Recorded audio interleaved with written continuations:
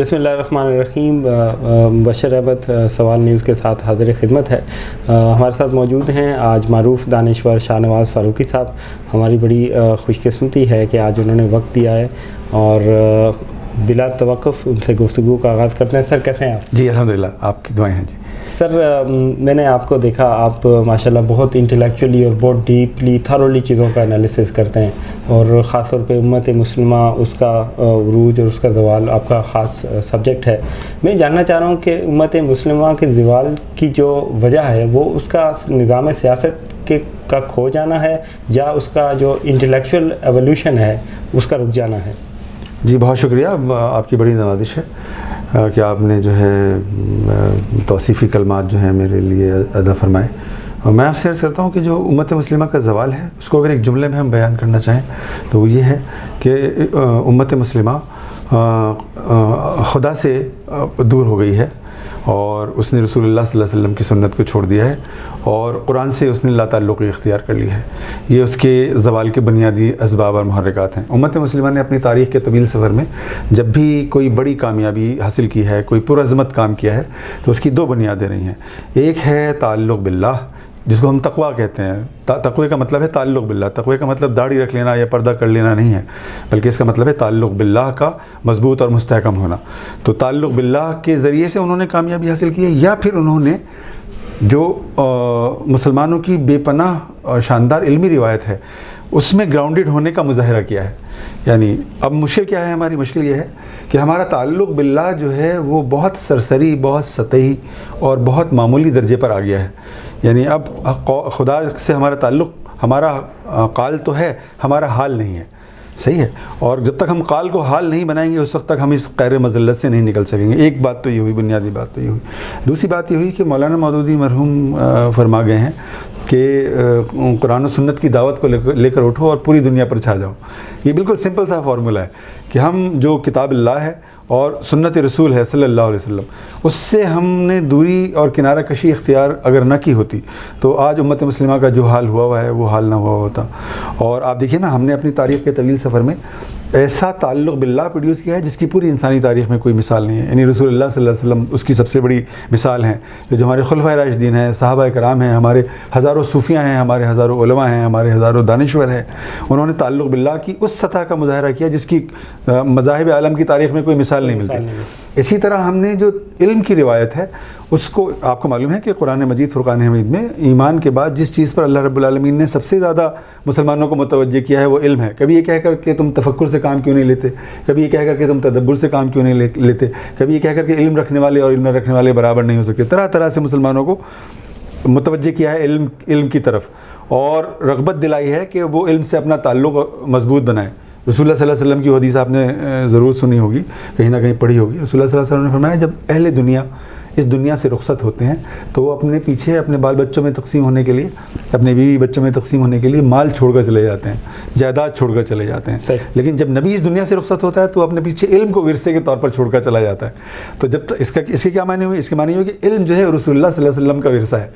تو آپ مجھے بتائیے کہ اگر کوئی امت اپنے نبی کے ورثے کو چھوڑ دے گی تو کیا وہ کوئی کامیابی حاصل کر سکے گی؟ کیا اس کی کوئی توقیر ہوگی دنیا کے اندر؟ نہیں ہوگی. نہیں ہوتا. تو ہم نے علم سے بھی لا تعلقی تقریباً اختیار کر لی ہے، اور تقوی کی جو روایت ہے اس سے بھی ہم کنارہ کش. اگر امت مسلمہ کی حالت کا اندازہ لگایا جائے، خاص طور پہ جب ہم علم کی بات کر رہے ہیں، تو we are standing nowhere unfortunately. ہماری جامعات، ہماری یونیورسٹیز، دنیا کی 500 یونیورسٹیز میں بھی یا ان کی تحقیق کو کہیں پہ بھی اپریشیٹ نہیں کیا جاتا unfortunately. We are replicating the research, ہم ریپروڈیوس کر رہے ہیں ریسرچ کو. یہ تو حالت رہی سیکولر ایجوکیشن کی. جو ریلیجیس ایجوکیشن ہے وہاں پر بدقسمتی سے ہم فرقہ واریت کے پرچار کے علاوہ کچھ بھی نہیں کر رہے. وہاں پہ اندھی تقلید سکھائی جاتی ہے، اور یہ سکھایا جاتا ہے کہ آپ نے اپنے ویو پوائنٹ کو ہی ہر صورت میں پروجیکٹ کرنا ہے، آپ نے اپوزنگ ویو پوائنٹ کو سننا بھی نہیں ہے اور سمجھنا بھی نہیں ہے. تو اس کانٹیکس میں کیا یہ ثابت نہیں ہو گیا کہ امت مسلمہ مزید زوال کی طرف جا رہی ہے؟ اس کانٹیکس میں ہم عروج کی بات تو کیسے کر سکتے ہیں؟ جی میں نے آپ سے اس کا فارمولہ، بہت آسان فارمولہ بیان کر دیا کہ ہمیں جو ہے اپنے تعلق باللہ کو مضبوط بنانا ہوگا. جب آپ تعلق باللہ دیکھیے، ایک وہ آدمی ہے جو تعلق باللہ کے ذریعے سے علم پروڈیوس کر رہا ہے، اور ایک وہ جو تعلق باللہ کے بغیر علم پروڈیوس کر رہا ہے. علم تو دونوں طریقے سے پروڈیوس ہو رہا ہے نا. یعنی ایمان کی بنیاد پر بھی آپ کو معلوم ہے اقبال نے بڑی کمال کی بات کہی ہوئی ہے اس سلسلے میں. انہوں نے کہا کہ علامہ اقبال مرحوم نے فرمایا کہ ولایت، پادشاہی، علم اشیاء کی جہانگیری، یہ سب کیا ہیں؟ فقط ایک نقطہ ایمان کی تفسیریں. اقبال کہہ رہے ہیں بھائی دنیا میں اگر کسی کو حکومت ملتی ہے تو اس بنیاد پر، مسلمان کو اگر حکومت ملتی ہے تو اس بنیاد پر ملتی ہے کہ وہ اللہ کے قریب ہوتا ہے، وہ اللہ کا دوست بنا ہوا ہوتا ہے، اس کا ولی بن جاتا ہے. اگر اس کو جو ہے وہ بادشاہت عطا ہوتی ہے، علم اشیاء کی جہانگیری عطا ہوتی ہے، خدا کا قرب حاصل ہوتا ہے، اس کا دوست بن جاتا ہے، تو اس کی بنیاد جو ہے وہ ایمان. صحیح. ایمان کے بغیر کچھ بھی نہیں ہو سکتا. مسلمان ایمان کے بغیر کچھ بھی نہیں کر سکتے. یہ بات بالکل بیسک ہے. یہ اگر آپ نے یہ بات نہ سمجھی تو پھر آپ نے کچھ بھی نہیں سمجھا. اس وقت دنیا میں کتنی اسلامی طریقیں ایسی ہیں جو قرآن کو بنیاد بنا کر اللہ کی طرف بلا رہی ہیں؟ جی میں آپ سے یہ تو عرض کر رہا ہوں کہ مشکل یہ ہوگی نا. دیکھیے نا، شاہ ولی اللہ کے زمانے تک، برصغیر کی میں بات کر رہا ہوں، شاہ ولی اللہ کے زمانے تک یہ صورتحال پیدا ہو گئی تھی کہ تقریباً علم قرآن جو تھا وہ یہاں مر گیا تھا. ٹھیک ہے. شاہ ولی اللہ محدث دہلوی نے قرآن کے علم سے مسلمانوں کو جوڑا. انہوں نے فارسی سے اردو میں ترجمہ کیا قرآن کا، اور آپ کو معلوم ہے ان پر کفر کے فتوے لگے. بالکل لگے. یہ کہا گیا کہ قرآن کا کوئی ترجمہ تھوڑی ہو سکتا ہے. اور پھر ان کے بیٹے نے جو ہے وہ اردو میں اس کا ترجمہ کیا، اور وہ مطلب اردو مبین کا ترجمہ کہلاتا ہے. کہا جاتا ہے اگر قرآن اردو میں نازل ہوا ہوتا تو ویسے ہی ہوتا جیسے کہ شاہ ولی اللہ کے بیٹے نے کیا ہے. ٹھیک ہے. تو قرآن اور حدیث کے علم کو زندہ کر دیا شاہ ولی اللہ محدث دہلوی نے. صحیح. تو اور اس وقت یعنی برصغیر میں جتنا بھی، آپ کو معلوم ہے گزشتہ 150 سال میں جتنا بھی تفسیری کام ہوا ہے وہ تو برصغیر میں ہوا ہے نا. عالم عرب میں تو کوئی بڑا تفسیری کام نہیں ہوا. جتنے بڑی تفاسیر لکھی گئی ہیں برصغیر میں لکھی گئی ہیں. تو اس سے معلوم ہوتا ہے کہ مسلمان جو ہیں وہ اپنی روایت سے دور تو ہو گئے ہیں لیکن کٹ نہیں گئے ہیں بالکل. صحیح ہے. یہ بات بڑی خوشائند ہے. ہاں، تو یہ بہت خوشائند بات ہے کہ ہم دور ہو گئے ہیں لیکن ہمارے اندر کہیں نہ کہیں ایک احساس ذیاں موجود ہے، اور ہمارا کوئی نہ کوئی مجدد آ کے ہمیں دوبارہ اپنی جو ہماری اصل ہے اس سے جوڑ دیتا ہے. ٹھیک ہے. تو علم حدیث کی بھی یہی صورتحال تھی. علم حدیث کو بھی زندہ کر دیا. برصغیر کے اندر علم حدیث زندہ ہوا ہے. یہاں پر سیرت نگاری کا جو کام ہوا، آپ کو معلوم ہے کہ ویسا سیرت نگاری پر کام کہیں بھی کسی دنیا کی کسی زبان میں نہیں ہوا. تو اگر ہم واقعی مطلب ترجیح اول بنا لیں قرآن سے تعلق کو اور علم حدیث سے تعلق کو، تو جو علم کی احیا کی تڑپ ہمارے اندر موجود ہے وہ بروئے کار آ سکتی ہے، وہ حقیقت بن سکتی ہے. جب احیا کی بات ہوتی ہے تو ڈاکٹر سار صاحب بھی لگ بھگ وہی بات کر رہے تھے کہ جو جتنے بڑے ذہن ہندوستان میں پیدا ہوئے ہیں، جتنے بڑے اسکالرز، مفکرین اور علماء یہاں پیدا ہوئے ہیں، تو محسوس یہ یوں ہوتا ہے کہ شاید حیا بھی یہیں سے ہوگا. جی. اسلام کا حیا بھی یہیں پہ سے ہوگا. لیکن میرے عرب کو، اقبال نے کہا ہے اس حوالے سے بھی، میرے عرب کو آئی ٹھنڈی ہوا جہاں سے. ہاں جی. میرا وطن وہی ہے، میرا وطن وہی ہے. ہم اثر آن دی ادر ہینڈ ہم یہ دیکھتے ہیں کہ ہندوستان کے اندر سیگمنٹیشن اتنی زیادہ ہے، اتنے زیادہ فرقے اور اختلافات، کانفلکٹ تھی. دیکھیے یہ ہمارا تنوع تھا، ہم نے تنوع کو تضاد بنا لیا ہے. کتنی عجیب و غریب بات ہے. تضاد بہت زیادہ ہو گیا. یعنی ہم نے تنوع کو تضاد میں ڈھال دیا ہے. تو یہ ہمارا تنوع ہے. یعنی جو آپ بات کر رہے ہیں، مسالک کی بات کر رہے ہیں، یہ ہمارا تنوع ہے نا. اور مطلب تنوع جو ہے تو اس کے لیے تو پوری دنیا اسپائر کرتی ہے. دنیا اس کی تمنا کرتی ہے کہ ہمارے اندر تنوع پیدا ہو. ٹھیک ہے. لیکن ہم نے اصول جو ہے اس سے اپنے تعلق کو کمزور بنا لیا. یعنی اگر اصول واحد سے ہم جڑے رہیں گے تو یہ ہمارا جو تضاد ہے یہ تنوع میں کنورٹ ہو جائے گا. ٹھیک ہے. بھائی ہم ایک خدا کے ماننے والے ہیں نا، ایک کتاب کے ماننے والے ہیں، ایک رسول کے ماننے والے ہیں. یہی بنیادی حقیقت ہے نا. باقی ساری چیزیں تو اس کی تفصیلات ہیں. صحیح. اور کیا ہے، یعنی جتنے بھی مسالک ہیں، وہ جتنے بھی مکاتب فکر ہیں، وہ اس کی تفصیلی تو ہیں. اور کیا ہیں. تو اگر ہم اپنی فقہی روایت سے جڑے رہیں اور تو وہ تو بہت ہی متنوع، یعنی اگر آپ کہہ رہے ہیں کہ امام ابو حنیفہ بھی ہمارے یہاں ان پریکٹس ہیں، اور امام شافعی بھی، اور امام مالک بھی، اور امام حنبل بھی، تو یہ تو بڑی زبردست بات ہے. تنوع. ہاں، تنوع کی بات ہے. آپ اگر بات کر رہے ہیں دیوبندی اور بریلوی کی بات کر رہے ہیں آپ مثال کے طور پر، تو بھائی آپ کی اطلاع کی ریاض ہے کہ وہ قرآن کے ماننے والے، ایک خدا کے ماننے والے ہیں، ایک رسول کے ماننے والے ہیں، ایک کتاب کے ماننے والے ہیں. ایک فقہی امام ابو حنیفہ کے دونوں فالوورز ہیں. ہے کہ نہیں ہے؟ شاہ ولی اللہ کو وہ بھی بڑا آدمی مانتے ہیں کہ نہیں مانتے ہیں؟ صحیح ہے. اور مجد الثانی کو بڑا آدمی مانتے ہیں کہ نہیں مانتے ہیں؟ تھیوریٹیکلی تو یہ ساری چیزیں مجھے معلوم ہوتا ہے کہ بالکل ایسا ہی ہے, تنوع ہے, اور اختلاف تو بہت اچھی بات ہے, اختلاف تو رحمت ہے, نو ڈاؤٹ. لیکن ہم جب علماء کے درمیان اختلاف کو رحمت کہا گیا ہے. جی اہل علم کے درمیان ان پریکٹس دیکھتے ہیں خاص طور پہ مذہبی طبقے کے اندر, تو وہاں پہ اندھی تقلید ہے, وہاں پہ ریسرچ کا کوئی روایت نہیں ہے وہاں پہ.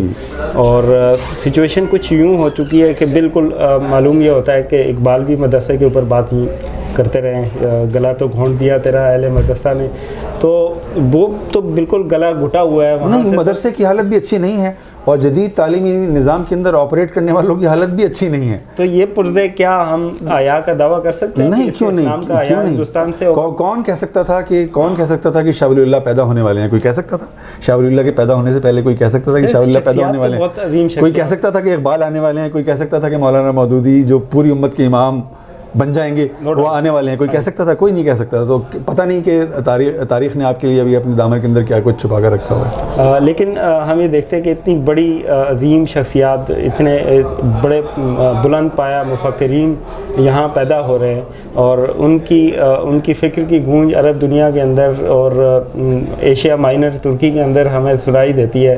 Unfortunately under the near the church and further from God, Pakistan کے اندر اتنے بڑے مفکرین کو جاننے والے لوگ بہت کم ہیں. نہیں ہے, تو میں نے آپ سے کہا نا, اس کا زوال کا سبب تو میں نے بتا دیا آپ کو کہ وہ ہے ہمارا تعلق باللہ کا کمزور پڑ جانا, رسول اکرم صلی اللہ علیہ وسلم کی سنت سے دور ہو جانا, اور علم کی روایت سے من حیث المجموع قطع تعلق کر لینا. یہ بنیاد ہے. تو لیکن چونکہ ہمیں دیکھیے, بہت اہم بات یہ ہے کہ ہم خدا سے دور ہوئے ہیں, لیکن ابھی ہم نے خدا کا انکار نہیں کیا ہے. ہم قرآن سے تھوڑے سے لا تعلق ہوئے ہیں, لیکن ہم نے ابھی قرآن کو ڈینائی کرنا شروع نہیں کیا ہے الحمدللہ. صحیح ہے, رسول اکرم صلی اللہ علیہ وسلم سے جتنا ہمارا تعلق ہے پریکٹیکلی وہ آپ بھی جانتے ہیں, میں بھی جانتا ہوں, لیکن ابھی تک ہم یعنی جذبے کی سطح پر رسول اکرم صلی اللہ علیہ وسلم سے جڑے ہوئے ہیں. ٹھیک ہے, تو جب تک یہ تمام چیزیں, ہمارا جو عبادات کا نظام ہے وہ پوری طرح سے انٹیکٹ ہے, ابھی ہم حلال اور حرام کی تمیز ہم نے کھوئی نہیں. یعنی یہ تو صحیح کہ ہم حرام کھانے لگے ہیں بہت بڑے پیمانے پر, لیکن ابھی کوئی حرام کو جسٹیفائی نہیں کرتا کہ حرام کھانا بہت اچھی چیز ہے. ٹھیک ہے, تو جب تک یہ صورتحال, یہ کنڈیشن موجود ہے, ریوائول کا امکان موجود ہے. صحیح, ہمیں اویسلی پر امید رہنا چاہیے, اور ریوائول انشاءاللہ ہوگا. یہاں پہ سید مودودی کی تھاٹ کے حوالے سے بات کرتے ہیں, تو یہ وہ تھاٹ ہے یعنی جو پوری امت مسلمہ میں پھیلی, اور اس کو اڈاپٹ کیا گیا, اسلامی تحریکوں نے اس کو لیا. اور نو ڈاؤٹ یعنی اتنا بڑا مفکر, اور اس کا کام یہ ہو نہیں سکتا کہ وہ پوری دنیا تک نہ پہنچے, گلوبلائز نہ ہو. لیکن آن دی ادر ہینڈ ہم یہ دیکھتے ہیں کہ وہ اسلامی تحریکیں جنہوں نے سید مودودی کی تھاٹ کو اڈاپٹ کیا, موسٹ آف دیم ان کا کانفلکٹ آیا اسٹیٹس کے ساتھ, اور اسٹیٹس کے انسٹیٹیوشنس کے ساتھ, اور بالآخر ان کو کچل دیا گیا. مصر کی اگزامپل ہمارے سامنے, اخوان المسلمون. تو کہیں ایسا نہیں کہ جو ہے وہ محسوس کیا جا رہا ہے, کچھ لوگ یہ بھی کہہ رہے ہیں کہ شاید امت مسلمہ کو ایٹ دا مومنٹ کسی نئے مجتہد یا کسی نئے اتحاد کی ضرورت ہے. بند گلی میں مسلم بردرہڈ ان دی کلوز. نہیں, مسلم بردرہڈ کو کس نے نہیں کچلا؟ مسلم بردرہڈ کو جو ہے ناصر نے کچلا. لگتا تھا کہ وہ فنا ہو گئے ہیں اور کبھی دوبارہ ریسریکٹ نہیں کر سکتے, لیکن انہوں نے ریسریکٹ کر کے دکھایا کہ نہیں دکھایا. ان کو انور السادات نے کچلا, دبایا, اور لگتا تھا کہ وہ کبھی واپس نہیں آئیں گے. انہوں نے پھر واپس آ کر دکھایا. پھر ان کو حسنی مبارک نے کچلا اور دبایا, لگتا تھا کہ وہ کبھی واپس نہیں آئیں گے. وہ پھر واپس آ کر انہوں نے دکھایا. اب جنرل سیسی ان کو کچل رہا ہے. تو جنرل سیسی مطلب ناصر نہیں رہا, اخوان موجود رہے. حق موجود رہے گا نا جناب, حق تو موجود رہے گا, باطل مٹ جائے گا. جب حق آ جاتا ہے باطل کو جانا پڑتا ہے.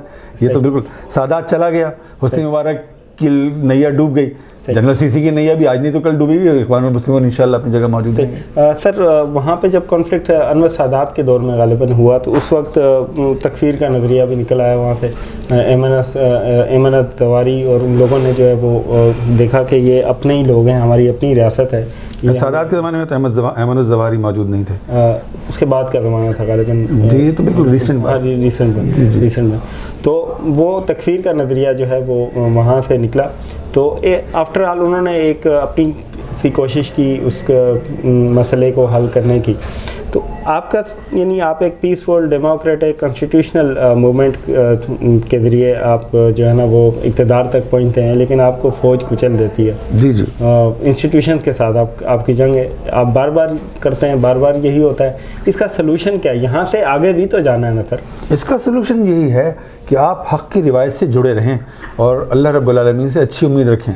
مطلب جتنے بھی دنیا کے اندر پیغمبر آئے، کون کہہ سکتا تھا کہ وہ کامیاب ہوں گے؟ کیا لگتا تھا کہ کامیاب ہوں گے؟ یعنی جو ان کا ارلی پیریڈ ہے اس کو دیکھ کر لگتا تھا کہ وہ کامیاب ہوں گے؟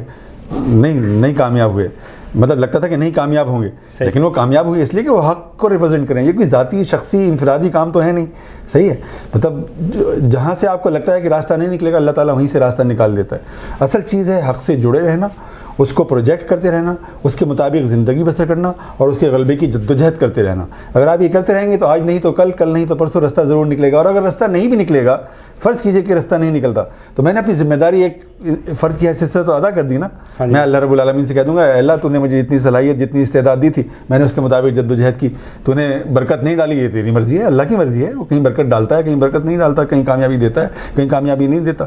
تو ہم کامیابی کو تھوڑی پوجنے کے لیے پیدا ہوئے ہیں کہ اگر ہم کامیاب نہیں ہوں گے تو ہم ناکام ہوں گے. حضرت نوح علیہ السلام 950 سال تک تبلیغ کرتے رہے، اور ایک روایت کے مطابق جب طوفان نوح آیا تو 40 لوگ تھے، اور ایک روایت کے مطابق 60 لوگ تھے.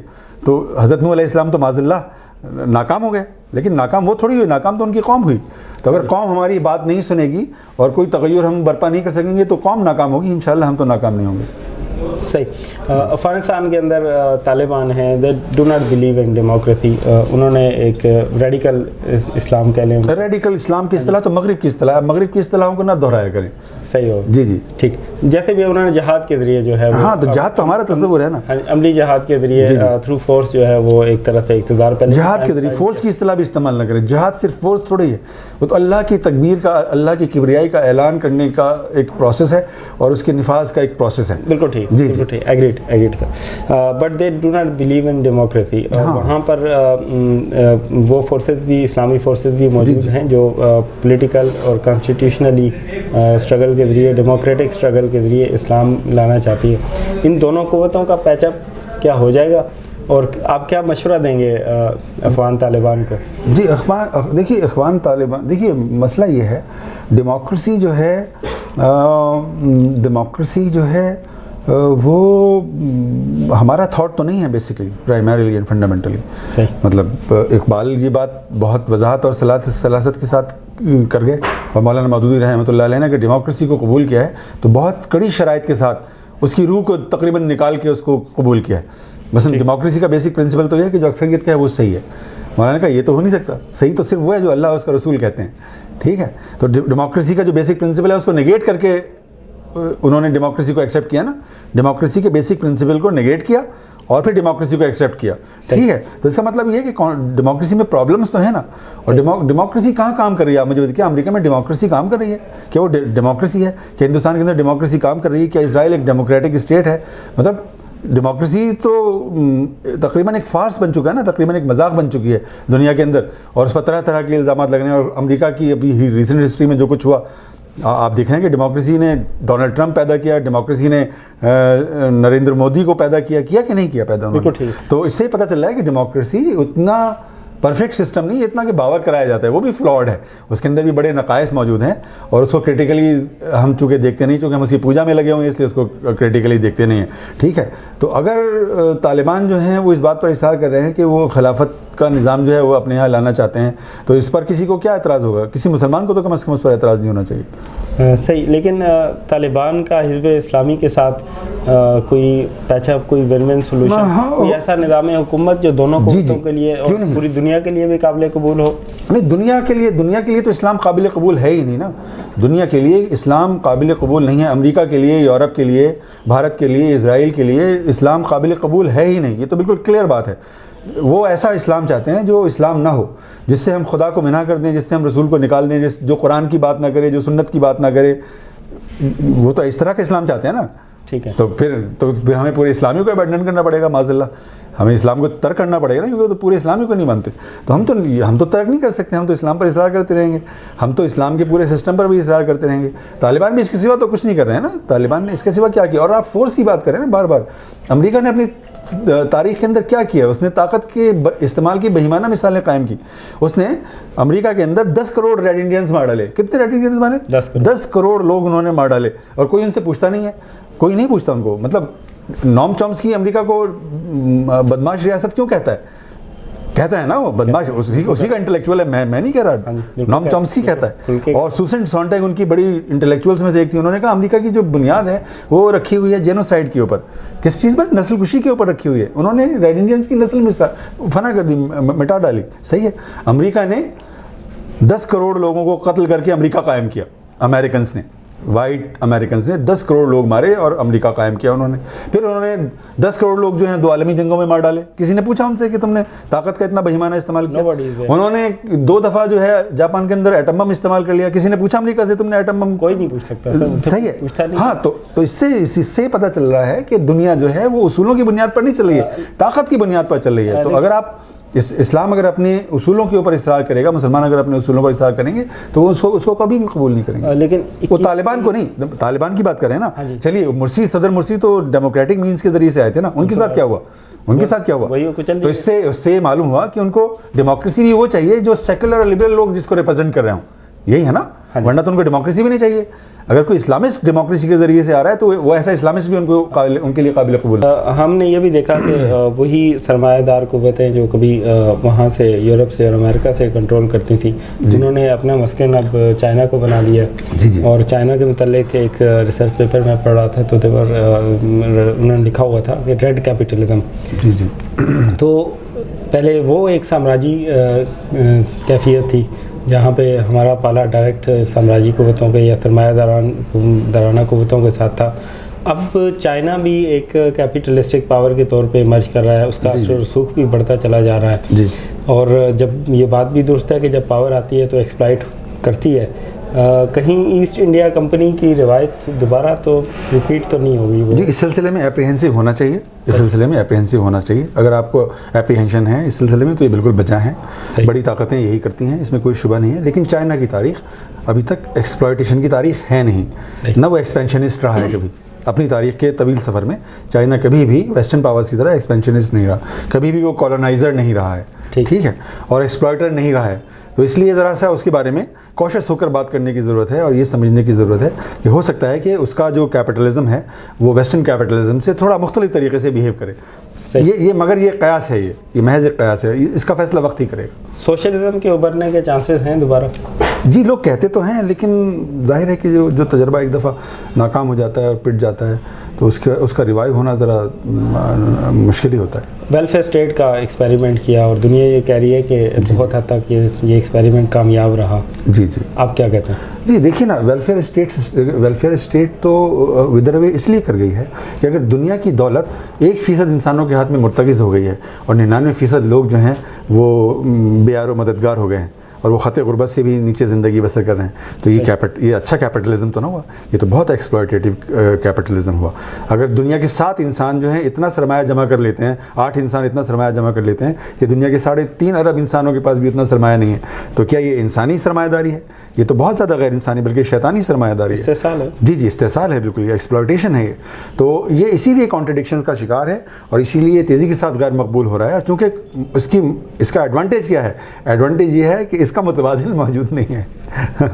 ایڈوانٹیج اس کا یہ ہے. اور مسلم دنیا میں بھی شاید کوئی مسلم دنیا اگر اسلام کو متبادل نظام کے طور پر پیش کر سکے تو کیا ہی بات ہے, کیا ہی شاندار بات ہوگی. ترکی کے بارے میں کیا رائے ہے آپ کی؟ ترکی اپنے ماضی سے آگاہ ہے, مطلع ہے, اس پر فخر کرتا ہے اور وہ اپنے ماضی کی بازیافت کے لیے کوشاں ہیں اور ان سے جو ہے نسبتاً باقی مسلم ملکوں کے مقابلے پر زیادہ بہتر امید رکھی جا سکتی ہے. یہ مفروضہ ہے کہ 2023 کے بعد دے آر موونگ ٹورڈز خلافہ.